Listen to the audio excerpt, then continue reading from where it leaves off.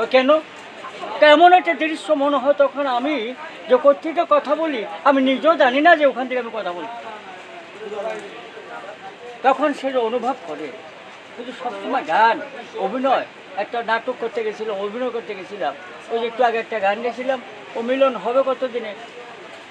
এই শুটিংটা করতে গিয়া একটা সাপ, ওই শুটিংটার মধ্যে একটা সুতালালি সাপ, ওই সাপটা দেখে শুটিং বন্ধ হয়ে গেছে গা, আমাকে করোনার মধ্যে শুটিং করতে দেবো না। তখন ওই সাপটা ওখানে আবার ফিরে পড়ছে, ফিরে এই সাপটা দিকে বিশ্বাস করে না, ওই লোক বিশ্বাস করে না যে সাপ ওই জমিদার। তখন আল্লাহকে মেহরবানি আমগর করতে দেয় না, আমগর অবিশ্বাস করলো। আমরা যখন আয়া পড়ছি না, ও পুষ্করি ঘাটে কামলা শহরে গেছে, ওরও বিশ্বাস করে না যে সাপ দেখছে। আমরা ও ভিডিও করে রেখেছি সাপটা, ওই যে অনবিশ্বাস করে না, কয় না ঘাটে গেছে হাত পাও ধুতে যায়, দেখো সাপটা ওয়ালের লোকে বাইজা দিচ্ছে।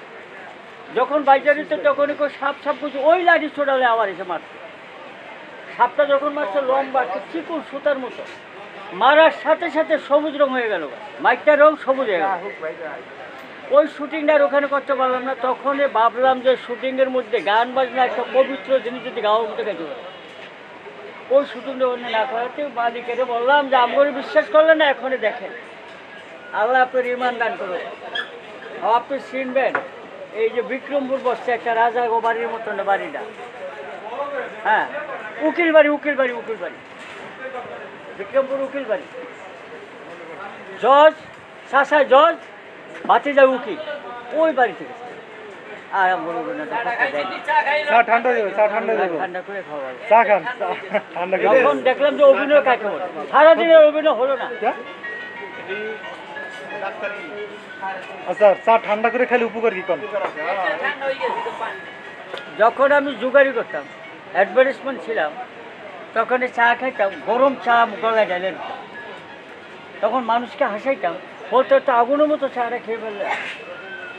তখন আমি বলি যে ভালো লাগে, তাহলে কিসের জুগারিলাম? যদি এই গরম চাটা না খাইতে পারি আমি কিসের জুগারিলাম? তখনই মানে আমার এই ডাক্তারে বলছে যে খবরদার এই কাজ আর জীবনে করবেন। কেন? চা ঠান্ডা করে খাবে, না ঠান্ডা না গরম, মিডিয়াম। এই তখনকার থেকে এই যে মিডিয়াম করে খেলে চাটা ভালো, না তো ক্ষতি হয়। রাঁধছি কোথায় পাতা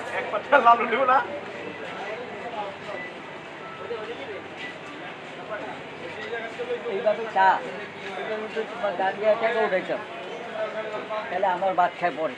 ঠিক লজ্জা কথা ঠিক। আল্লাহ মানে এটা গাওয়া হয় কেন? স্টেজ প্রোগ্রামে গেলে যখন পাড়া গান হয় তখন মানুষের দেয় উড়িষ্যা একটা ভাব। এই হারমোনি, ঢুলি মাস্টার, মন্দিরা মাস্টার, আরবাসিয়ালা, বেহালা মাস্টার, দোতারা মাস্টার সমস্ত পার্টি থাকে, তখন গান গাইতে ভালো লাগে, মাইক্রোফোন থাকে।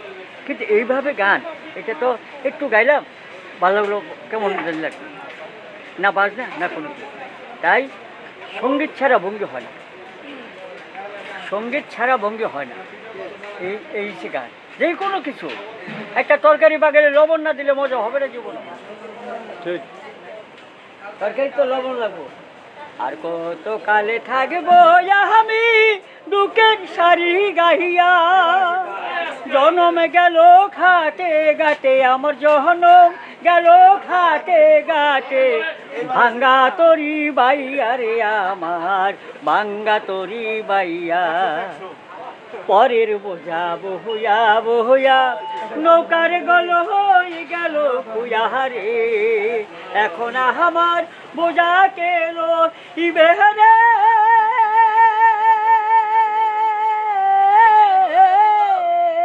এখন আমার বোঝা কেল ইবে, রাখবো কোথায় যাইয়া রে আমি, রাখবো কোথায় যাইয়া।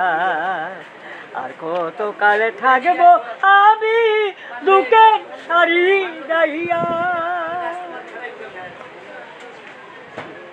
কি পান খাইলেন? হ্যাঁ, আচ্ছা আচ্ছা আচ্ছা, পান খেয়ে তো গান গাওয়া যায় না। আচ্ছা আচ্ছা। পান খান কত বছর? কি বাজছে গলায়? ওর সদর ঘাটের পান খেলি তার বাহানায় খাওয়াইতাম, যদি সুন্দর একখান মনে পাইতাম যদি মোহনের মতো মনে পাইতাম, সদর গাছের পান ছিঁড়ি তার বাহানাই খাওয়াইতাম। নয়া লোকের নয়া কথা শুনিতে সুন্দর, মাঝে মাঝে পান খাওয়াইতাম আখের ভিতর। একদিন তারে কাছে পাইলে রসের পিড়িতাম শিখাইতাম দাদা, রসের পিড়িতাম শিখাইতাম, সদর গাছের পান তার বাহানাই খাওয়াইতাম।